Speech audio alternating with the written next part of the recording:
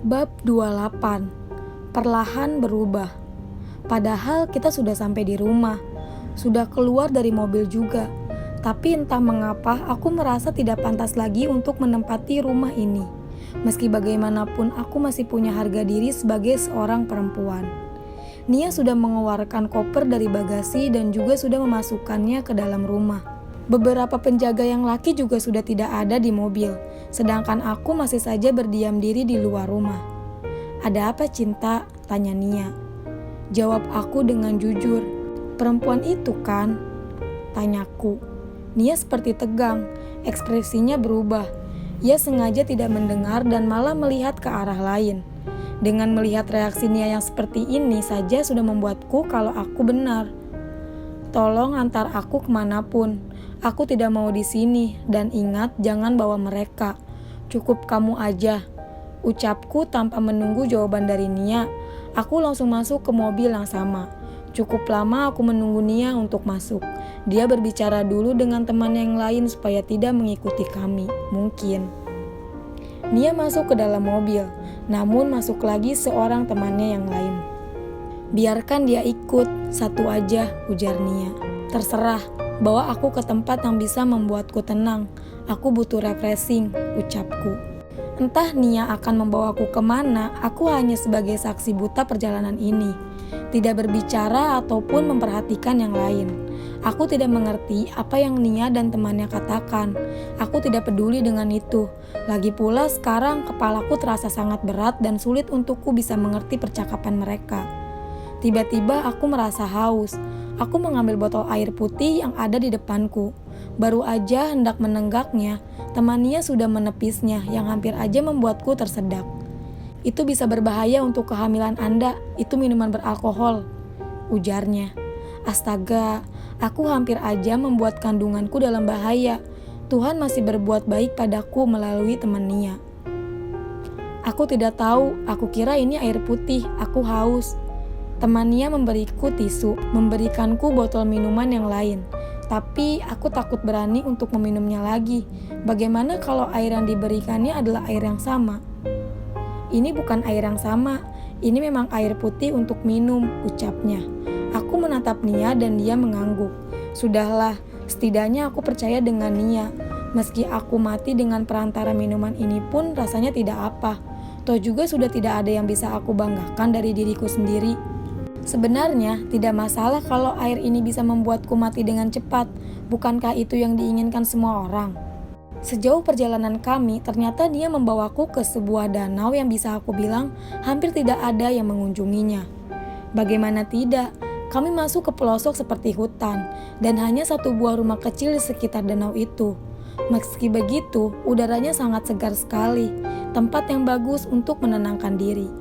"Bagaimana kamu bisa menemukan tempat ini, Nia?"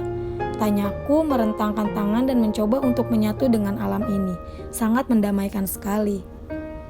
Hanya sedikit berkeliling dan tanpa sengaja menemukannya.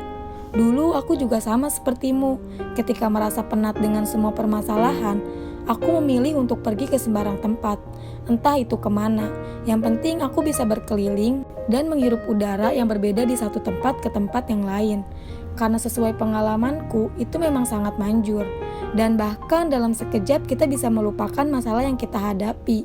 Meski aku tidak tahu bagaimana rumitnya hubungan kalian, tapi setidaknya aku bisa menenangkan salah satunya, terutama kamu, Cinta.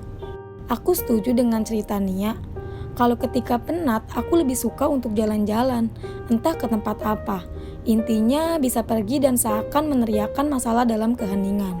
Sama seperti sekarang, Nia telah memilih tempat yang sangat tepat. Hubunganku dengan Dante sangat singkat, hanya saja masa kecil kita yang sudah terikat.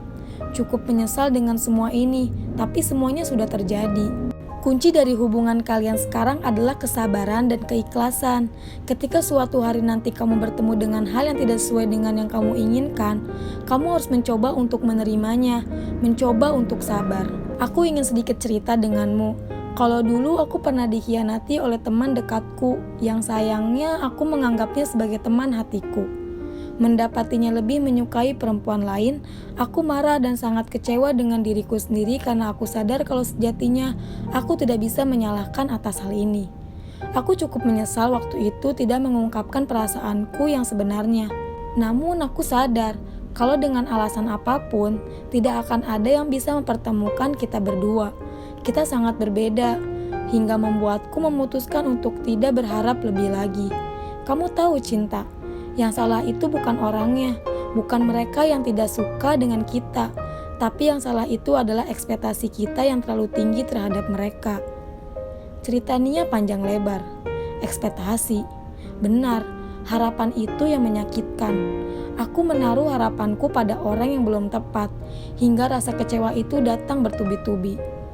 Benar, ekspektasiku pada Dante terlalu besar, sampai membuat kecewa itu datang bertubi-tubi. Aku sudah sangat meragukannya. Dia selalu saja menyembunyikan sesuatu. Kamu pun ikut andil dalam hal itu. Aku menatap Nia. Dia menunduk. Mungkin karena apa yang aku katakan terlalu menyentilnya. Aku hanya mencoba untuk terus terang daripada terjebak dalam teka-teki ini. Aku tidak mau membela salah satu dari kalian. Hanya saja, kamu lebih baik tidak tahu untuk sementara ini, ucapnya. Sudahlah, sama aja. Pada akhirnya, aku diberikan terjebak dengan ketidaktahuan ini. Aku terus dibuat pusing dengan teka-teki yang berputar terus di kepalaku. Kalau begitu, siapa perempuan yang disembunyikan Dante di bandara tadi pagi? Aku tidak mau lagi ada yang berbohong. Aku hanya butuh penjelasan yang sejelasnya dan sejujurnya. Rasa percayaku perlahan memudar padamu ketika kamu mencoba untuk menyembunyikannya kemarin, Nia. Dia adalah orang yang sama bukan dengan teman kamu di Singapura kemarin? Pertanyaanku membuat Nia seperti tegang. Baik gestur tubuhnya sudah mengiyakan, saatnya mendengar penjelasan yang sebenarnya. Dia Danita, istri sah Dante, ujar Nia memberi kabar yang sangat tidak aku harapkan. Dan pada akhirnya semua drama ini akan dimulai dengan aku yang menjadi korbannya. Danita, apa yang membuatmu dan Dante menyembunyikannya? Apakah aku sebegitu tidak pantasnya untuk sekedar berkenalan dengannya? Tanyaku terdengar sangat bodoh. Bukan kamu yang tidak pantas, tapi keadaanmu. Tunggulah Dante menemukan solusi yang tepat untuk hubungan kalian. Jawab Nia yang membuatku tertohok. Keadaanku yang serba dikorbankan. Tidak ada lagi solusi untuk kami, Nia. Jika kami bersama, maka kami berdua yang akan tersakiti. Aku mengalah, Nia. Aku mengalah demi kebahagiaan mereka. Aku akan membiarkan anak ini untuk mereka. Dan aku bisa lebih bebas untuk hidup tenang tanpa ada bayang-bayang dari kehidupan rumah tangga mereka. Bukankah itu akan lebih baik daripada berjuang sendiri seperti ini? Nia memegang bahuku, memaksaku untuk melihatnya. Jangan terlalu mudah untuk menyerah. Berikan Dante waktu untuk mencari solusi hubungan kalian. Aku sangat yakin kalau cintamu tidak bertepuk sebelah tangan. Hanya saja Dante butuh waktu untuk membuktikan hubungan kalian. Aku yakin cinta, ucap Nia. Aku tidak bisa mengatakan apapun. Biar waktu yang membuktikannya. Aku sudah lelah untuk berekspektasi terlalu tinggi padanya. I will. Kalau begitu, ayo kita lihat kondisi rumah sederhana ini. Aku pikir kamu akan menyukainya, ajak Nia. Aku antusias sekali untuk melihat keadaan dalam rumah ini. Pasti sangat unik. Dari luarnya aja sudah terlihat menarik, apalagi di dalamnya. Benar-benar di luar ekspektasiku. Aku sangat menyukai rumah yang sederhana ini. Seperti memang diciptakan untuk menenangkan pikiran yang penat sepertiku sekarang ini.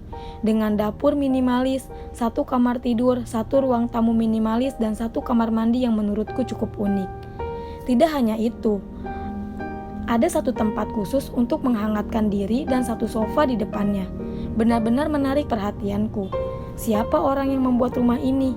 Jika punya pasangan, pasti hari-hari yang dilalui akan penuh dengan keromantisan. Tapi satu hal yang kurang, pasokan makanan. Namun nanti aku bisa mengakalinya dengan menanam sayuran di sampingnya. Menernak hewan seperti ayam yang mana dagingnya dan telurnya bisa sebagai bahan makanan.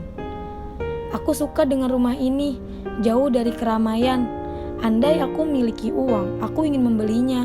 Nanti kalau ibu sudah bisa kembali seperti semula dan keadaan juga membaik, aku ingin pergi dan tinggal di tempat yang damai seperti ini. Bagaimana menurutmu, Nia? Tapi bukankah tetap saja sulit? Pakaian, bahan makanan, sulit kan? Lalu kamu tidak bisa berbaur dengan orang lain.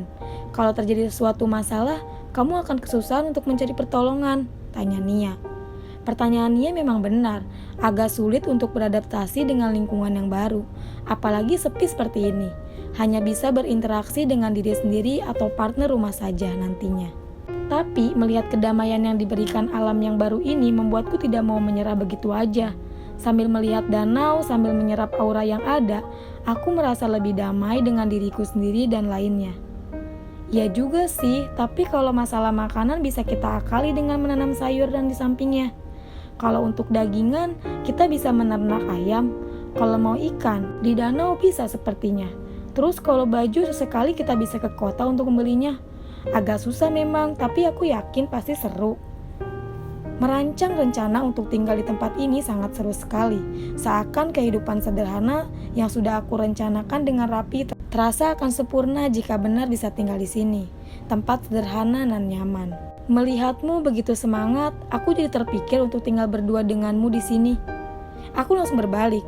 Suara Dante terdengar dengan jelas, dan memang benar itu dia, sedang menatapku, sedangkan Nia menunduk hormat dan pergi membiarkan kami berdua. Padahal, aku baru saja semangat merancang ini dan itu. Semangatku turun lagi setelah melihat kehadiran Dante di sini. "Kenapa kamu ke sini?" tanyaku, mundur ke belakang saat Dante mendekatiku. Sekarang aku seperti membangun benteng yang tinggi padanya. "Aku kesini untuk menemuimu, siapa lagi?" jawab Dante. "Kamu pulang aja, ada Danita yang menunggumu." "Shut up, aku sudah pusing memikirkan ini. Jangan meracuni pikiranku lagi. Aku ingin tenang, apakah tidak bisa?" Aku terkejut mendengar suara Dante yang menggelegar dan tiba-tiba saja dia seperti itu. Menangis. Aku tidak tahu mau melakukan apa lagi padanya. Sekarang ada benteng tinggi yang menghalangiku untuk terlalu peduli padanya.